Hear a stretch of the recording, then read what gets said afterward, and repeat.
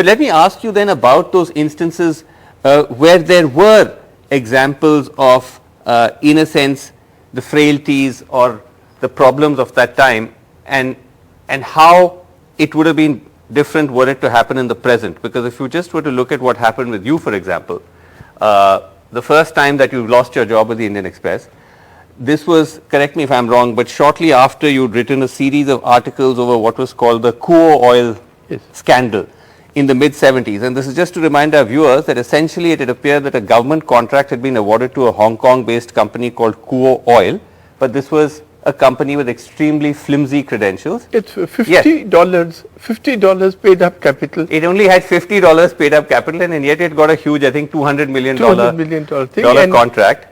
And this company was believed to have links to Sanjay Gandhi. Yes. That was the sort of thrust of it. And it was, I think, a crucial file pertaining to this had got missing. Missing, yes. And that's what? That's what happened was that the Public Accounts Committee was examining this and the government would just not let it proceed. And then they would ask a question, they said, sorry, but the file is missing. Can't get, I'll get the file next hearing, file is not traceable, and so on. And through various devices which I have a sequence that I have described, we got the file and we got to know that it had actually been sent and was lying in the Prime Minister's own house. Right. And had been handed to Mr. R.K. Dhawan. And this was not noted, as the movement of files is noted in government, and this was not noted, but eventually it came out.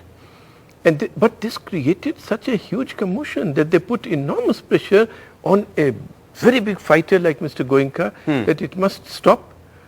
And eventually the article was stopped on all sorts of nonsense grounds. Oh, the Public Accounts Committee report has not been released, so how can we let you publish it? It is released, you find out. It's really. So the article, again, this is important to note, that the article was not allowed to be published in the Express. Yes, it's not in the public. So what did I do? That night, this went on for quite some time. They said, no, if you give out the details from the file which has been denied to Parliament, it will be a breach of privilege of Parliament. I'm assisting Parliament. In any case, if anybody files a breach of privilege motion against us, we will be in control of what happens after that. Anyhow. So you basically then made copies of the whole article and you at 3 cyclostyle. It's cyclostyle. In those days we didn't have fax machines, so it was cut on stencil. And then you distributed it to 75 MPs, starting with Mrs. Gandhi. Right.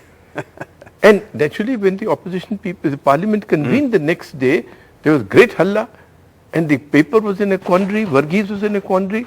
Should we report the halla, but we can't report why it is there? But the thing is that it did come with consequences for you. Yes. That as you said, there was enormous amount of pressure brought on Ramnath Goenka. Yes. And he had to let you go. Now, that was going back to my initial question, that how do you reconcile that with this sort of image of Ramnath Goenka as someone who was a fighter, who was a crusader? But he was But he caved and he had to sack you. But you see, Ramnathji used to have a Sanskrit proverb for doing everything. For standing firm and for bending. Okay. So as to fight later on. Okay. So at that time, he had survived, he had barely survived the emergency. He was under enormous strain. His own health had broken down.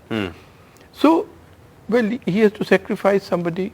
He has to sacrifice it to live another day, to fight another day. Right.